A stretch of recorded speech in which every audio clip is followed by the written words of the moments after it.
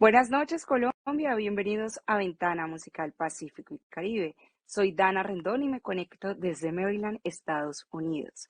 Esta es nuestra emisión 87 en sexta temporada. Para mí es un gusto saludar al periodista musical del Espectador, Juan Carlos Piedradita, y al jefe de Radio Nacional, Jaime Monsalve, quienes serán los anfitriones de un hombre consagrado en la salsa colombiana. Buenas noches, Juan Carlos y Jaime. Buenas noches, Hola, Dana, Ana, Juan ¿qué más? Carlos. ¿Cómo andan Jaime Andrés, ¿qué ustedes? más? Hombre, un gusto saludarlo, Juan Carlos. Excelente.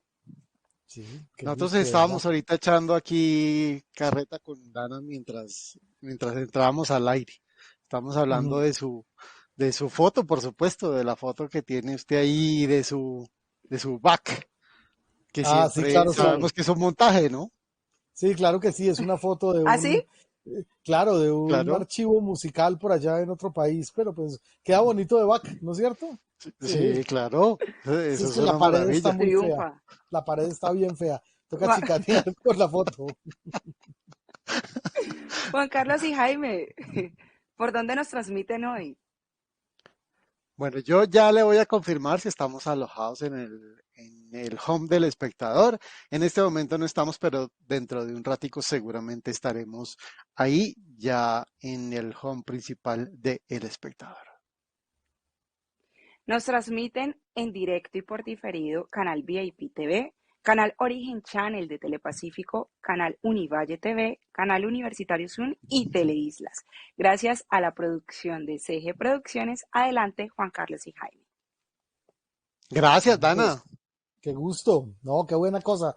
Además, hoy con un invitado tremendo en el mundo de la salsa, ¿no, Juan Carlos? Sin lugar a dudas. Bueno, lo que estábamos comentando ahorita sobre Ujú. su back no es verdad, claramente son discos compactos. Usted tiene otro back allí con discos acetatos y quiero preguntarle si tiene la cuenta Ujú. de cuántos de esos discos compactos y álbumes en vinilo, en acetato, como llamamos, tiene de salsa solamente. De salsa, Juan Carlos, yo creo que más o menos unos 500 acetatos y un número un poquito menor de compactos, por ahí unos 300. Pero digamos que hay buena parte de la colección dedicada al género afrocubano y afroantillano en general. No solo salsa, sino son tendencias puertorriqueñas, dominicanas, timba, etcétera. Claro, claro. Ujú. Y usted Sí, además es señor. experto en el tema de la salsa, en esos géneros, en esas sonoridades tropicales. Entonces lo dejo que le dé la bienvenida a nuestro invitado de esta noche, Jaime Andrés. Sí, señor. El invitado, gracias al cual existe hoy para el bailador y a quien gusta de la salsa hecha en Colombia, temas como ¿Por qué te fuiste?, como Escombros, como Quiero quedarme en ti, en fin, una cantidad de temas que hacen parte ya del acervo de la salsa colombiana y que, bueno, ha pasado también como trombonista y arreglista por diferentes agrupaciones. Estoy hablando del maestro Andrés Biafara, el fundador y director de la orquesta La Suprema Corte. Maestro, desde Cali, bienvenido a esta ventana musical Pacífico y Caribe. ¿Cómo anda usted? Hombre, muy bien, gracias a Dios, gracias por la invitación. Para mí es un honor poder conversar con ustedes y poder compartir cualquier información, tanto de aquí para allá como de allá para acá. Muy buena cosa, maestro. Pues bueno, arranco yo por preguntarle entonces acerca del nombre de la orquesta, porque realmente me parece que fue un acierto, un nombre absolutamente fantástico, La Suprema Corte. ¿De dónde salió? Esto es carambola, carambola. Ujú, Empezamos con la palabra corte, la corte, que se refería no a la rama judicial, sino a la gallada, ujú, al parche, al ujú, grupito más selecto de la gallada. Siempre habíamos dos, tres, cuatro que éramos más unidos que el resto de la banda, como quien dice, de la muchachada, con ujú, los cuales compartíamos las cosas especiales. Ve, hay un almuerzo, hay una comida, pero apenas para los de la corte, o sea, no todo el mundo. Esta ujú. botellita nos la vamos a tomar entre la gente de la corte, así se decía en Buenaventura, ¿no? En aquel De acuerdo. entonces. Luego se vino la idea de ponerle la Corte Suprema. Ujú, Yo me acuerdo los primeros scores que hicimos decían la Corte, todavía por ahí los tengo todavía. Luego la Corte Suprema y mi papá, abogado titulado, nos dijo, pues colóquenle, como se dice en inglés, al revés, la Suprema Corte. Entonces quedamos así, la Suprema Corte Orquesta sonó más bonito, más contundente. Pues vamos por ahí. Claro, maestro Andrés, así como Jaime Andrés le pregunta por el nombre de la Suprema Corte, yo quiero preguntarle por el formato. ¿Cuáles eran las ventajas de ese formato tan especial de 3 trombones, de 2 teclados, un sintetizador, un teclado de 3 vocalistas y un ensamble de percusión bien interesante? ¿Cuáles eran las ventajas, pero también las desventajas de un formato instrumental como el de la Suprema Corte, maestro? Bueno, digamos número uno, fueron varios motivos, ¿no? El colorido, cuando vimos que salieron varias orquestas a trombones, nos gustaba mucho la solución que venía a trombones. También Dimensión Latina era también a puros trombones. Bueno, varios grupos que vinieron a trombones que nos atrajo el sonido. Willy Colón también cuando empezó a hacer su movimiento, todo fue con trombones, tanto con Héctor Lavoe como con Rubén Blades, y él mismo también con trombones. Y en principio, digamos que teníamos el miedo de que algunas veces nos tocó hacer algunos shows y no llegaba el trompetista, y entonces cuando no llegaba el trompetista, si hubiera llegado el saxofonista, el trombonista y el timbalero, no iba a sonar porque el trompetista hacía la primera voz. Y había, digamos, complicaciones con conseguir buenos instrumentistas de trompeta, mismo en Colombia, ¿no? Entonces, bueno, si yo toco el trombón, vamos a poner el trombón para adelante. Y sí, me ha tocado en muchas ocasiones que llegamos a una presentación y no llegaron los demás trombonistas, pero afortunadamente yo toco el trombón y sacamos la presentación yo solo. Es más o menos como por el riesgo a quedarse en el aire en un show de tarima.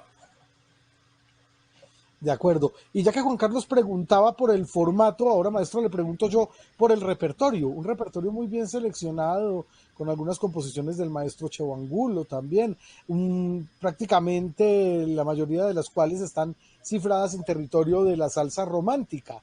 ¿Cómo fue la elección del repertorio y qué hizo que en su momento aquellas canciones que nombramos ya, Escombros, ¿Por qué te fuiste?, etcétera, llegaron a ser los éxitos que fueron?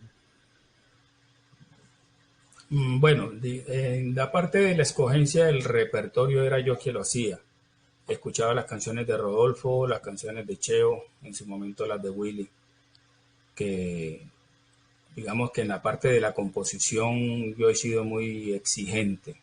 Me gusta tanto la parte de texto como la parte melódica y armónica, que esté muy bien clara. Pero ante todo el comienzo, el mensaje. Lo primero que dice la canción, la información que pasa, que tiene que estar bien redactada para que la persona en la primera escuchada sepa de qué le están hablando, qué estaba diciendo la persona, cuál fue el problema y si tiene solución o definición.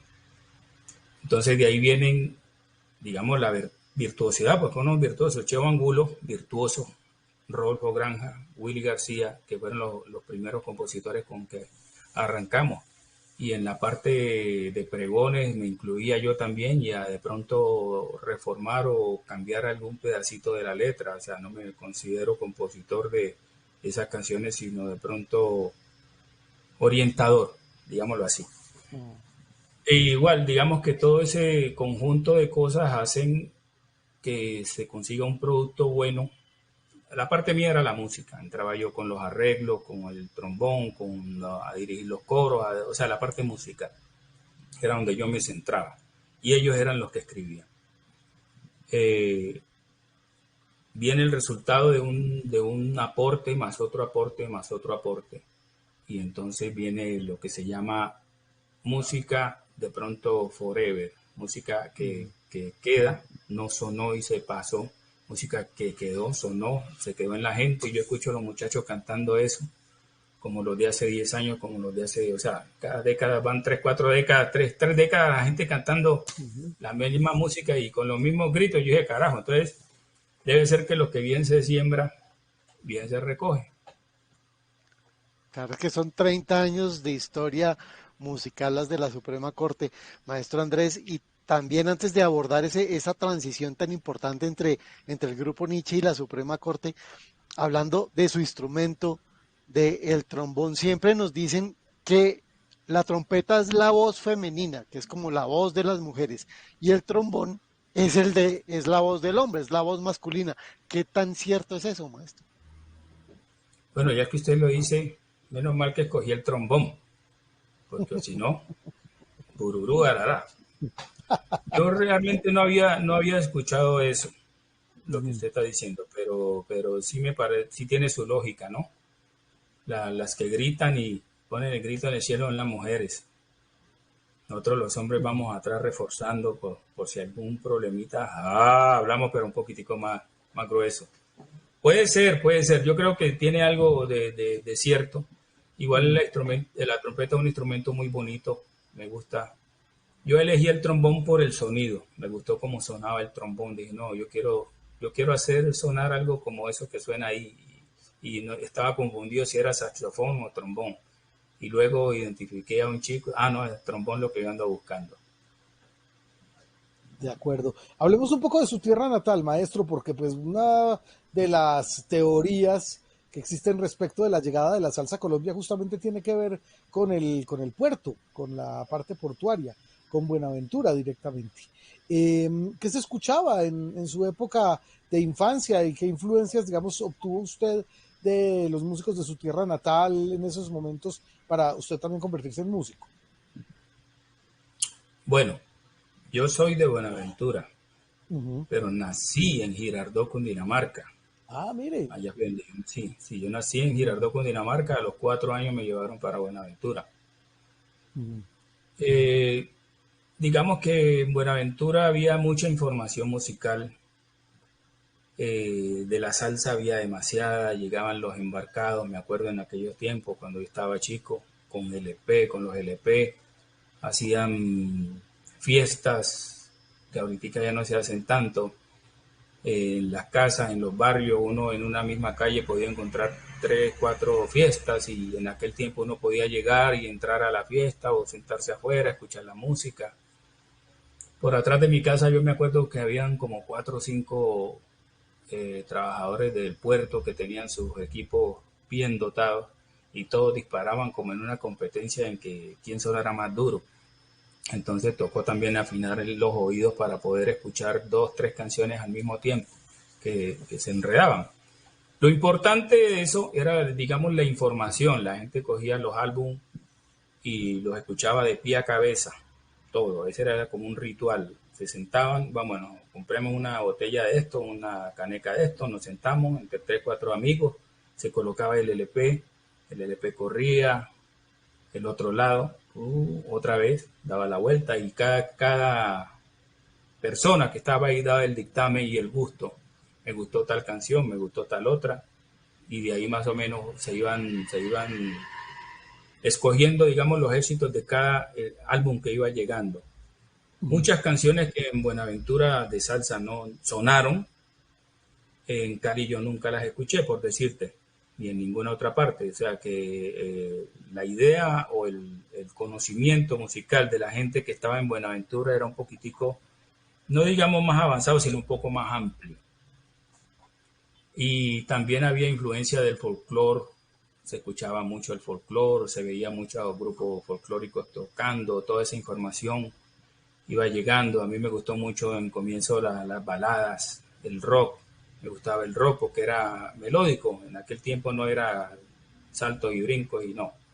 En aquel tiempo el rock era melódico, armónico también. La balada traía mucha armonía, mucha melodía. Entonces hubo como, digamos, una combinación de todo ese tipo de música Ujú. a la cual de pronto uno orienta y encamina en el producto que iba a hacer. Me gusta lo romántico, me gusta la salsa y me gusta el folclore. Entonces, buscando hacer algo de todo un poquitico, ahí más o menos va saliendo como el concepto. Claro, en ese entorno, maestro de Buenaventura, que ya nos aclara usted que es donde crece, no donde nace, pero Mm.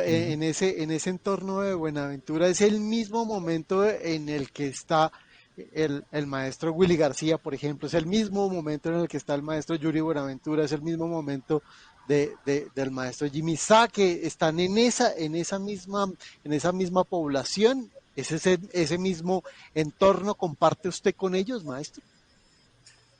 Yo los conocí a ellos, digamos, en Buenaventura. Willy sí lo vine a conocer en Cali, ya estaba yo radicado en Cali, pero a Yuri y a Jimmy Sassi, yo trabajé con Jimmy en la integración porteña, y Yuri Buenaventura pues era conocido, pero era como de una generación un poquitico menor que la mía, a Yuri. Entonces yo lo veía, lo conocí, en Buenaventura lo conocí, fue como mecánico de moto, como que trabajaba en un almacén de diseño gráfico y eso, porque él tiene buena mano, buena pluma. Luego a Yuri lo veo en París, porque él música no hizo en Buenaventura. Lo veo en París, trabajaba en lo que llamamos nosotros el subway o el tren subterráneo, tocando el bongo y haciendo salsa. O sea, de pronto él cogió, allá se enteró de que su cultura y sus raíces de pronto valían más allá que en el mismo Buenaventura. Entonces, digamos que adoptó la cultura musical y la cultura salsera y se vino con eso. Jimmy sí, desde la integración porteña, empezamos, tocaba el bongo. Él era el más chico del grupo hasta cuando yo llegué. Cuando yo llegué le quité el reinado. O sea que Jimmy es mayor que mía, si usted no lo crea. Y Sí, Willy sí lo creemos, me lo maestro, sí, trajo. claro que lo creemos. Willy García me lo trajo Julian Salsa, cantante de la integración porteña, y me lo trajo a Cali y me dijo, mire, escucha este pelado cómo canta. Él tiene mucho talento. Yo fui a Palmira, me acuerdo, a escucharlo cantar por primera vez y él cantaba canciones de lo que hacía Willy González. Tenía un estilo, le gustaba mucho, seguía a Willy Ujú. González. Me cantó un par de canciones, lo oí cantando y dije, no, en verdad tiene talento.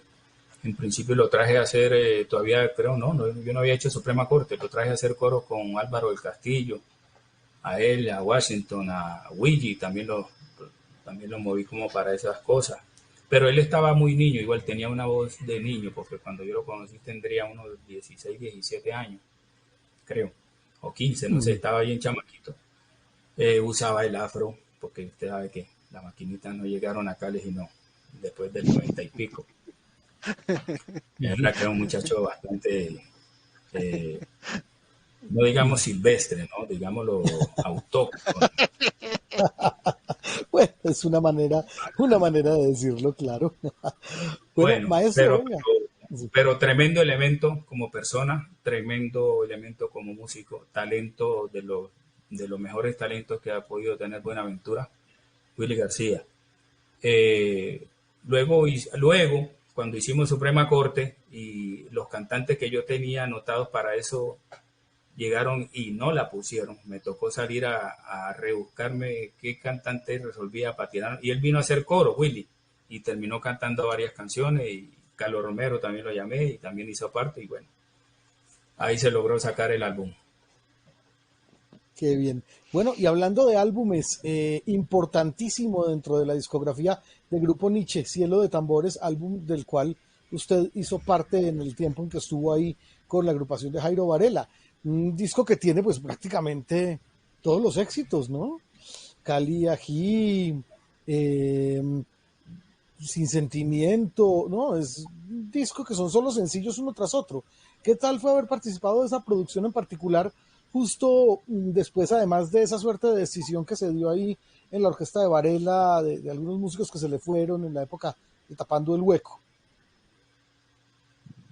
Bueno, yo estuve en esa disidencia, ¿no? En la primera, Mm. cuando tapando el hueco, a mí fue uno de los que me Ah, taparon mire. el hueco. Ujú. Estuve por ahí. Luego estuve con la Orquesta Guayacán, Alessi me llamó, estuve unos meses con Mm. Guayacán, estuve con la Orquesta Identidad. Pero bueno, el trabajo estaba un poco pesado. Yo tenía un Cinca 1500, me acuerdo, el cual lo pirateaba para poderme Mm. rebuscar los chavitos. Cuando me volvió a llamar Jairo, me Mm. volvió a decir, vea que Osvaldo Salazar, Osvaldo Espino y usted para que regresen al grupo. Y ay, yo después de toda todas las cosas que había hablado de Jairo y de todas las carretas, pues digamos, las cosas malas que alcancé a decir de Jairo, y yo digo, no, que este man, ¿cómo me le ocurre, man? Digo, no, no hay lío, hágale. Ya venía uno para Grupo Nietzsche con garantías económicas. Bueno, al menos la disidencia sirvió para que a los que venían se les arreglara el caminado y me alcancé a coger un poquitico de la rueda del nuevo caminado. Entonces, bacano. En sí, digamos que nosotros hicimos el álbum de Cielo de Tambores. Yo ya estaba en Grupo Nietzsche como trombonista solamente. Cuando regresé, el director era Mori Jiménez. Cuando me fui, el director era César Monge. Y llegamos y resultó Jairo enfrascado en una pelea con Morris. Ellos eran compadres, pero no sé, empezaron a discutir, a pelear y eso. Yo le anuncié a Jairo que me retiraba de Grupo Nietzsche, que iba a hacer una agrupación que llamaba Suprema Corte. Le expliqué, voy a hacer esto, esto, esto y esto y esto. Y me dijo, bueno, entonces mira, haz tu trabajo musical. Yo no quiero que te vayas, quiero que me dirijas el grupo y que me haga los arreglos. Yo dije, no me metas en el problema con Mori, porque ustedes son compadres, hoy alegan, mañana están abrazados otra vez. Y no. No, que pensarlo, que hay tanto dinero por esto y tanto por esto. Yo le dije, bueno, subime a tanto aquí y tanto allá y lo hago. Consulté con la mujer mía en su momento, me dijo, no, hágale, porque yo ya quería tirarme solo, salir de Grupo Nietzsche, y dije, no, pues igual hace falta como un pergamino de esos en el currículum. Entonces, bueno, estuvimos ahí, hicimos el álbum de Cielo de Tambores, en simultánea hicimos el de Suprema Corte. Yo grababa de 8 a 2 de la tarde en Paranova Films, haciendo el LP de Suprema Corte, y desde las 2 de la tarde hasta que se rompiera el cuero en Grupo Nietzsche, en el estudio de Nietzsche, inaugurándolo, me acuerdo. Así que, para fortuna de todos los de la salsa, incluyéndome a los oyentes, a Jairo también, los dos álbumes reventaron. Salieron casi a la par. Salió primero el de Grupo Nietzsche, que salió para un diciembre con el Cali Ají, me acuerdo. Y Dito en marzo salió el álbum de Suprema Corte con Un Amante Como Yo, y también fue... Los dos rompieron. Gracias a Dios, pues, para todos. Sin duda, maestro, esa época de comienzos, muy comienzos de la década del 90 con Cielo de Tambores, con Salsa Pesada, como se llama este álbum, maestro. ¿Qué extraña usted de la salsa de ese momento? ¿Qué le hace falta de la salsa que respirábamos en ese momento en la década de los 90 y que tiene diferente a la que respiramos hoy día? No extraño nada, porque yo sé que, o sea, yo siento que uno no se puede quedar en el tiempo musicalmente. Yo la salsa que escucho, o sea, yo prefiero escuchar salsa que yo no haya escuchado. Me parece que es una grosería. Uno, por un ejemplo, por decirte, ¿por qué me citas de Bobby Valentín? Me gustó mucho la canción, la viví, la disfruté, la bailé, la recontrabailé. Pero si hago una fiesta, el primer disco que voy a colocar fue el que yo escuchaba hace 30 años. O sea, no me parece sano, me parece nocivo para el género. ¿Por qué? Porque me quedé en el tiempo. Y entonces yo escucho muchas personas que dicen que están colocando música buena, pero porque es música que está en su tiempo, en su juventud la disfrutó, y para él esa es música buena. Y mi papá me decía, a mi papá le gustaban los tangos de Carlos Gardel. Y yo escuchaba los tangos y le decía, bueno, le miraba la parte musical, los boleros de no sé quién, bueno, escuchábamos todo. Pero ese señor Carlos Gardel era un genio en la parte del tango, que hay que aprender, digamos, a reconocer. Yo escucho la salsa choque, que a muchos no les gusta, y yo le busco la curva, que es como más rítmica, y bueno, tal vez lo que dice no está de acuerdo con lo que pensamos, pero son las nuevas generaciones. Cuando llegó la salsa balada, también llegó a darle un respiro a la salsa tradicional que venía. Entonces los muchachos identifican música de los cuchos, dicen. Ah, esa es la música que escucha mi cucho, mi papá, o sea, música vieja.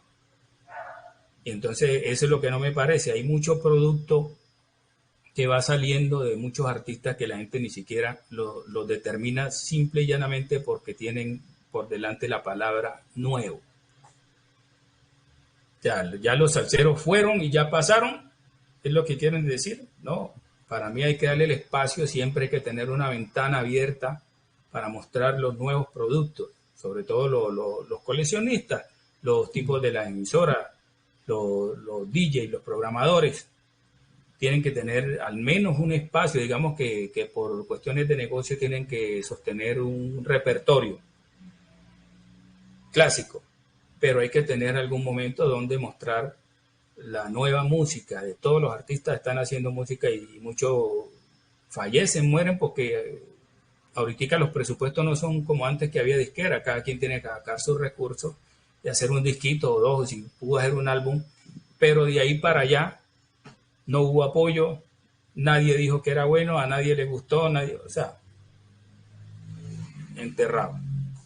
Entonces, por eso digo que no extraño. Yo la música que normalmente escucho buscando quién sacó algo nuevo, qué tiene para escuchar, qué está nuevo, qué me gustó, qué no me gustó, porque de todo el mundo se aprende. E incluso música de otro género, también escucho otro género, porque para mí la música es una sola. Que llamen salsero, que llamen vallenatero, que llamen raspero, no. La música es una sola, música. La tiramos para acá, la tiramos para allá, pero es música. Eso es así. Maestro, vamos llegando ya al final de esta charla. El espacio en el que estamos, Ventana Pacífico y Caribe, nació de la pandemia. Era la cuarentena musical Pacífico y Caribe y pues básicamente fue una necesidad el conectarnos mediante la vía en que todavía lo estamos haciendo. Pues por eso debo preguntarle cómo le fue, le sigue yendo en este tiempo, lo que fue la pandemia y esta suerte de últimos días donde ya hay una esperanza de volver a salir, donde está todo normalizándose un poquito más. ¿Qué fueron estos meses para Andrés Biafara?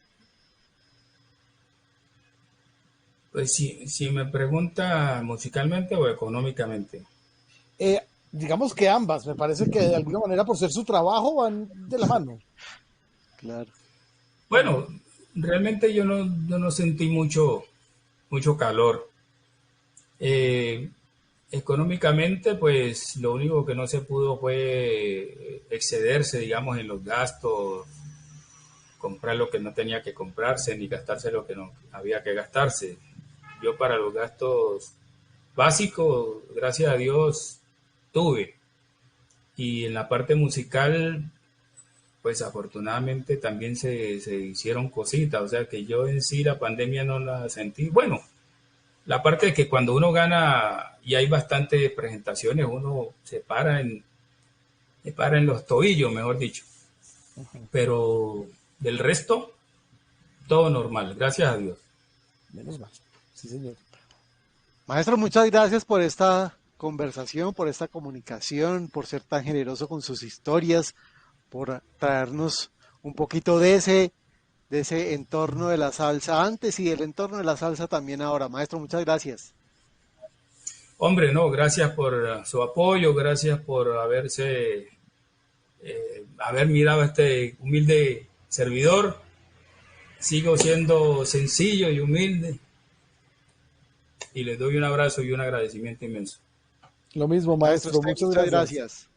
Hombre, era Ana. Andrés Biafara, el hombre de la Suprema Corte, qué gusto. Oiga, Jaime Andrés, sí, totalmente, pero yo tengo una pregunta para hacerle a Dana y no tiene que ver con las rayas que tiene, ya para dejarla a ella en su revista Afro TV. Y es que sí se fijó que hoy no nos preguntaron por los afrocolombianos del año, ¿por qué?